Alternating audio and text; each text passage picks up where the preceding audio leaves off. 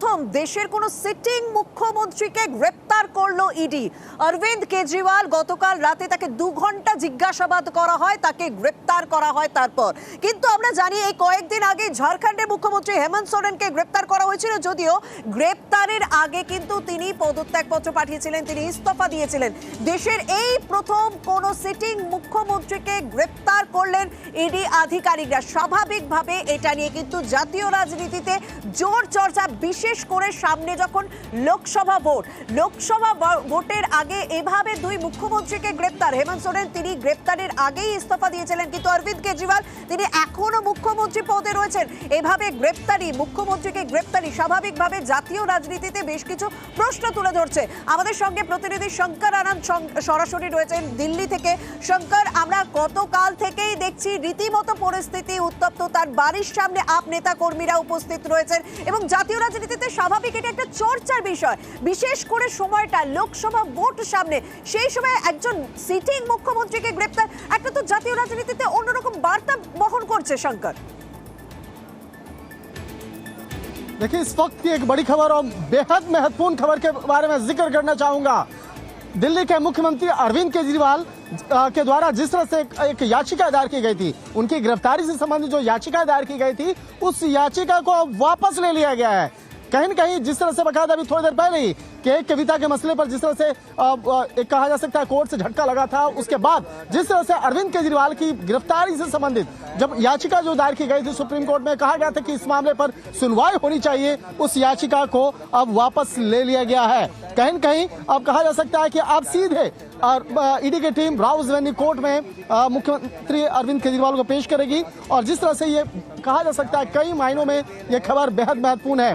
जिस तरह से उस याचिका को वापस लिया गया है, अभिषेक मनु सिंघवी जो मुख्यमंत्री अरविंद केजरीवाल की तरफ से वकील हैं, उन्होंने यह जानकारी दी है कि जस्टिस संजीव खन्ना के सामने अपनी बात जो है उन्होंने रखी है। जैसा कि हमारे सूत्र बताते हैं, उन्होंने कहा कि इस मामले में अपनी बात निचली अदालत में रखेंगे, यानी कि जो सामान्य तौर पे जो प्रोसेस होता है कि सीधे वो अपने निचली अदालत यानी राउस एवेन्यू कोर्ट में ही वो इस मामले पर उनकी गिरफ्तारी से संबंधित जो जमानत याचिका जो है उसको वहां पे दायर किया जाएगा और उस मामले पर बाकायदा निचली अदालत इस मामले पर आगे की जो कार्रवाई होगी। तो एक तरह से कहा जा सकता है कि सुप्रीम कोर्ट में मुख्यमंत्री केजरीवाल की जो मामले की जो सुनवाई अब नहीं होगी। जिस तरह से अभी कयास लगाया जा रहा था कि सुप्रीम कोर्ट में 3 जजों की बेंच इस मामले को सुनवाई करेगी, तो अब एक तरह से कहा जा सकता है कि इस मामले पर एक बड़ा फैसला लिया गया है। हालांकि मुख्यमंत्री के वकील जो हैं कपिल सिब्बल, उन्होंने ही एक इस मामले की जानकारी साझा करते हुए कहा गया है कि इस मामले पर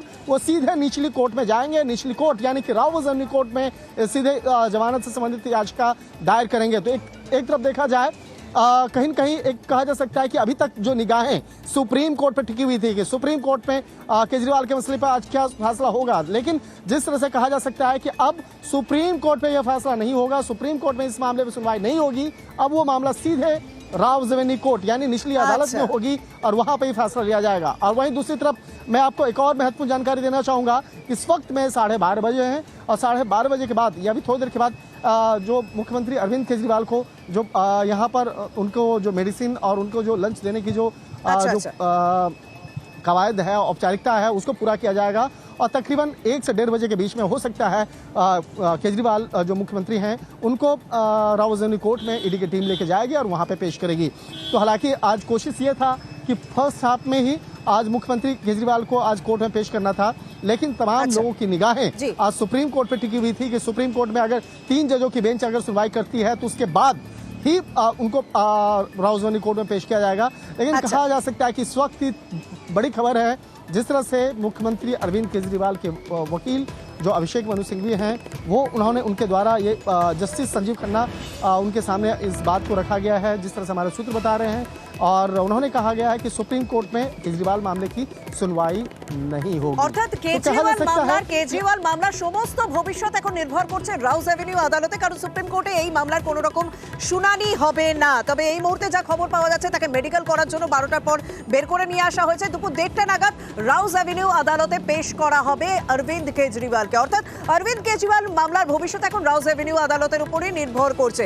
এদিকে কেজরিওয়াল গ্রেপ্তারের নজর স্বাভাবিকভাবেই আদালতের দিকে যে ছিল ছিল, সুপ্রিম কোর্টের দিকে যে ছিল সেটা এখন একেবারে নস্যাৎ হয়ে গেল, কারণ সুপ্রিম কোর্টে এই মামলার কোনো শুনানি হচ্ছে না। যা শুনানি হবে সব রাউজ অ্যাভিনিউ আদালতে হবে। কেজরিওয়ালের গ্রেপ্তারিতে রীতিমতো দিল্লিতে আমরা বিক্ষোভের ছবি দেখেছিলাম, রাজপথে আপ নেতা কর্মীদের ছবি দেখেছিলাম, পুলিশের সঙ্গে ধস্তাধস্তি, উত্তেজনা, গ্রেপ্তার একাধিক নেতা মন্ত্রী ও কর্মী। গতকাল থেকে রীতিমতো পরিস্থিতি উত্তপ্ত দেখেছি আমরা। দেখেছিলাম যে অরবিন্দ কেজরিওয়ালের বাড়ির সামনে সেখানে বেশ কয়েকজন আপ নেতা কর্মী তারা ভিড় করেছিলেন, বেশ কিছু জায়গায় 144 ধারাও জারি করা ছিল। তবে আজ সকাল থেকেও কিন্তু পরিস্থিতি আমরা সেই একই রকম দেখলাম, নেতা কর্মীরা আপ নেতা কর্মীরা পৌঁছে গিয়েছিলেন অরবিন্দ কেজরিওয়ালের বাড়ির সামনে।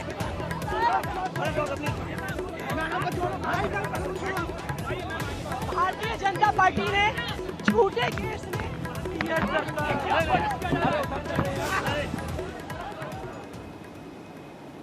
अरविंद केजरीवाल जी इस देश के इतिहास में पहली बार अरेस्ट हुए सिटिंग चीफ मिनिस्टर हैं। हेमंत सोरेन जी की भी जब गिरफ्तारी हुई थी, उन्होंने गिरफ्तारी से पहले इस्तीफा दे दिया था।